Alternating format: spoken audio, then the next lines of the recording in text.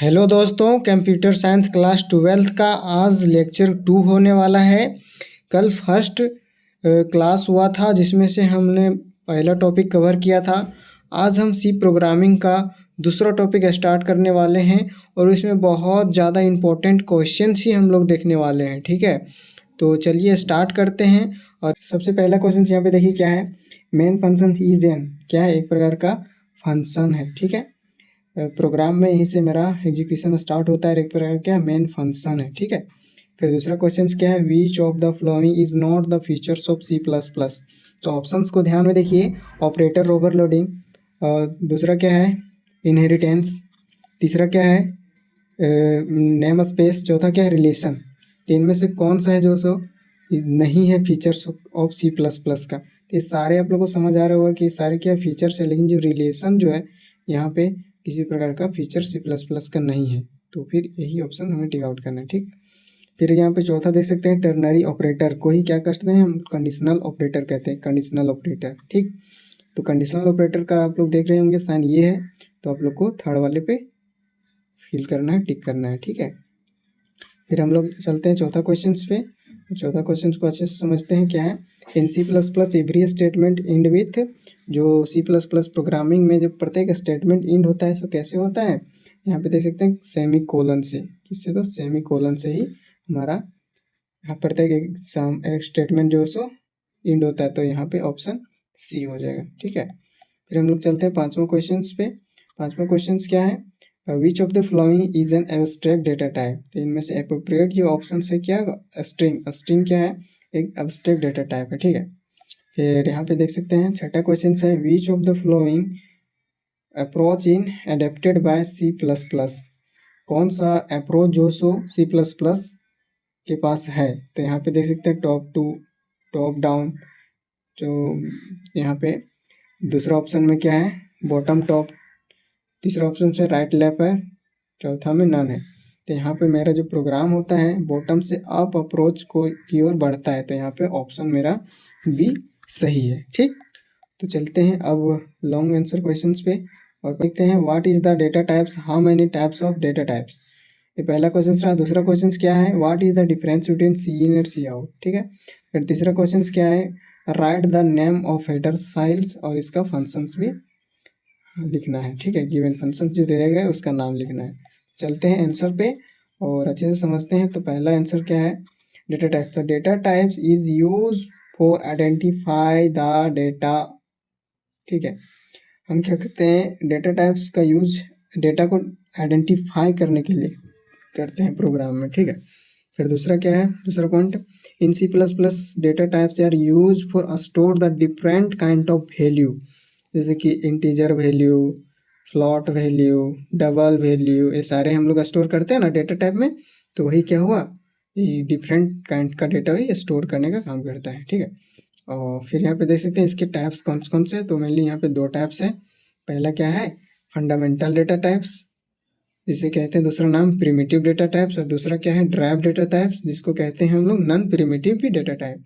ये optional questions में भी बहुत ज़्यादा इंपॉर्टेंट है, आ जाता है मेनली। ठीक है, तो पहला हम लोग समझते हैं fundamental data types, those data types that does not depend on other data type is known as fundamental data type.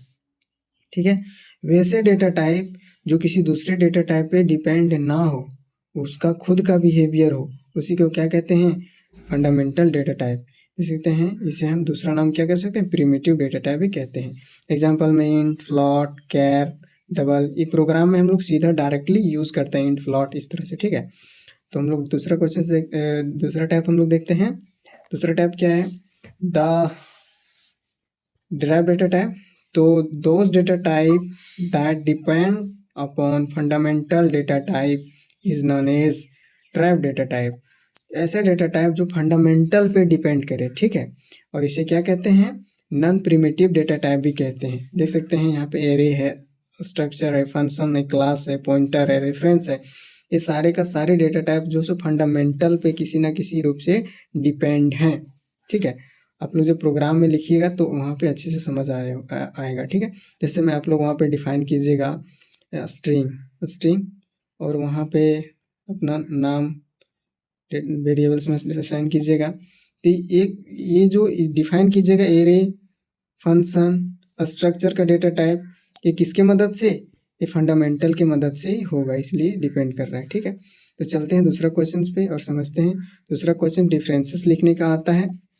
तो आप लोग को बीच में ऐसे करके लिखना है, जिसमें से इधर रहेगा इधर इधर सी इन का और इधर सी आउट का आप लोग को लिखना है। ठीक है, तो यहाँ पे देखिए सबसे पहले सी इन हम लोग देखते हैं। It stand for console input के लिए। सी इन का कहाँ यूज करते हैं, इनपुट करने के लिए। इट इज एन ऑब्जेक्ट, क्या एक प्रकार का एक ऑब्जेक्ट है। ठीक है, C in use for accept the value, क्या करता है, वैल्यू को एक्सेप्ट कराने का काम करता है प्रोग्राम में सी इन का यूज करके। It present in iostream dot H, कहाँ प्रेजेंट होता है, iostream dot S header file में ये क्या होता है, प्रेजेंट होता है। यदि ये लिखिएगा तभी मेरा सीन क्या करेगा, सपोर्ट करेगा प्रोग्राम में। ठीक है, तो चलते हैं और सी आउट को हम लोग अच्छे से समझते हैं। तो सी आउट क्या होता है, it stand for console output, क्या होता है इसका मतलब, कंसोल आउटपुट। ठीक है, प्रोग्राम। और दूसरा देख सकते हैं, C out is use for display the result on computer. C out हम लिखेंगे तभी हमारा कुछ भी जो प्रोग्राम का आउटपुट आएगा वो डिस्प्ले कराने का काम करेगा सी आउट।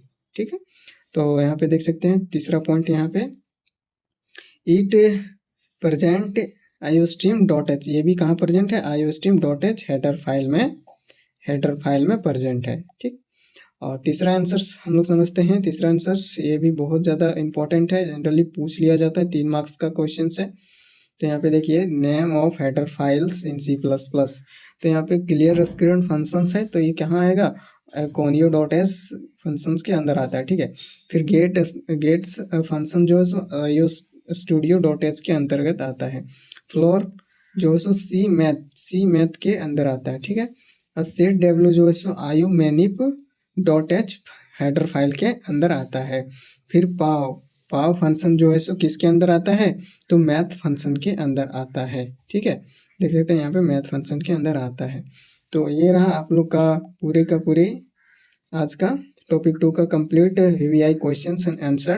तो आप लोग को पूरे अच्छे से समझ आया होगा। यदि किसी प्रकार का प्रॉब्लम हो तो कमेंट करें, और आप लोग की डिस्क्रिप्शन में टेलीग्राम लिंक है, वहाँ से ज्वाइन कर लीजिए। और वीडियो जरा सा भी अच्छा लगा तो चैनल को सब्सक्राइब करें, इस वीडियो को लाइक करें और अपने फ्रेंड सर्कल में शेयर करें। तो मिलते हैं अगले वीडियो में। थैंक यू दोस्त।